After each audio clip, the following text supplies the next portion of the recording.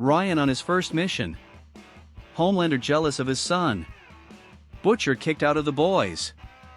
Episode 2 of The Boys further explored the psychological side of its characters and the consequences of their actions. Stay until the end of the video to find out everything that happened in this episode. Welcome to Comic Chronicles.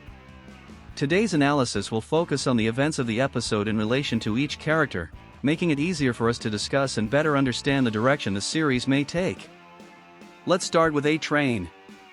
A-Train is being forced by Vought to film a movie about his supposed life story, but as usual, Vought has altered his entire story for marketing and sensationalism purposes, which makes Franklin increasingly impatient during the filming, particularly due to the script with racist stereotypes.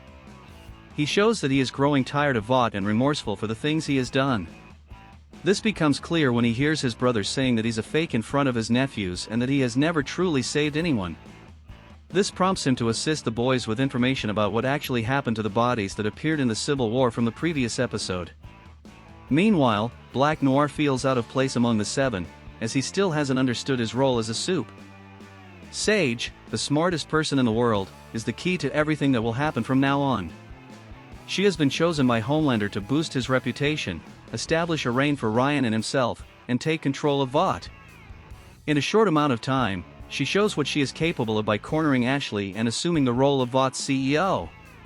She is the only one brave enough to speak her mind in front of Homelander and live to tell the tale. Surely, she has her own plans in mind, and they don't involve Homelander dominating the world. Hughie is not accepting his mother's return and confronts her, wanting to know what she's doing at the hospital. The last time he and his father saw her, he was 6 years old.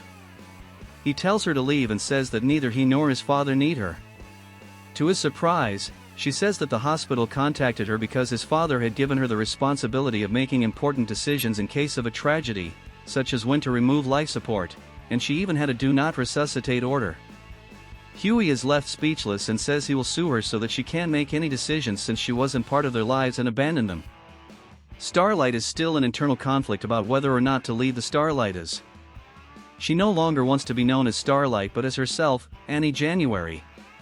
In reality, she doesn't want to lead anyone and makes that clear. However, Hughie reminds her that people need a good symbol to believe in, be inspired by, and follow. This makes her think. Frenchie is avoiding Colin, who is still recovering from the injuries he sustained in front of the courthouse. Eventually, we discover that Frenchie is consumed by guilt for ending Colin's family's life. Kimiko is undergoing therapy and speech therapy sessions to deal with her past traumas, which seem to be overwhelming her. This is affecting her behavior in a self-destructive way during missions with the boys and her friendship with Frenchie. Butcher is kicked off the team but decides to act on his own to achieve his goals of taking down Homelander and giving Ryan a safe childhood away from him. Billy tells the boys that he's sick and explains what's going on, hoping to reconnect with the team. However, they feel betrayed by him for hiding the illness for 6 months, and they can no longer trust him to be part of the team. Before we continue, if you're a fan of The Boys and want to stay updated on all the details and Easter eggs of the 4th season, please like this video and subscribe to the channel.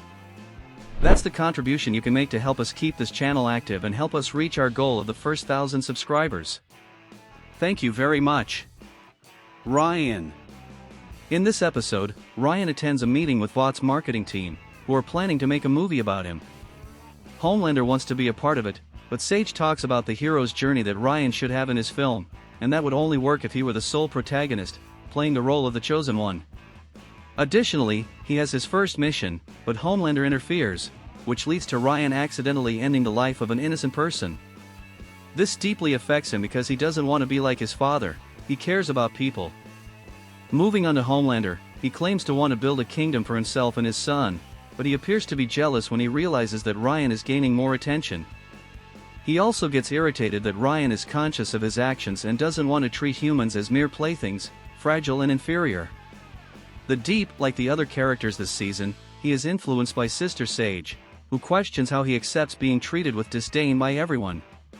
This results in him confronting Ashley at a certain point in the episode.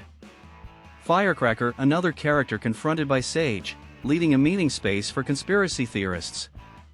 Assisted by Splinter, played by the same actor who portrayed Chuck in Supernatural, they confront the boys, who had infiltrated to understand why Sage is present there. After all, what is the smartest person in the world doing in a place like this?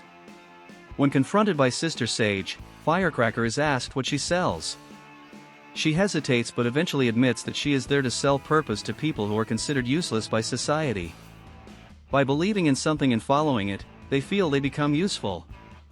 Sage then tells Firecracker that she has the opportunity to meet Homelander, but she must prove her loyalty by destroying the boys. This episode showed us even more of the manipulation Sage is exerting on everyone, leaving us with the question of whether she is acting alone for power or if she has some agreement with someone above everyone else at Vought. Now, I want to hear your opinion. Did you enjoy this episode? Do you also think someone above everyone else at Vought is in cahoots with Sage? Write your thoughts in the comments, leave a like if you enjoyed the video, and subscribe to the channel.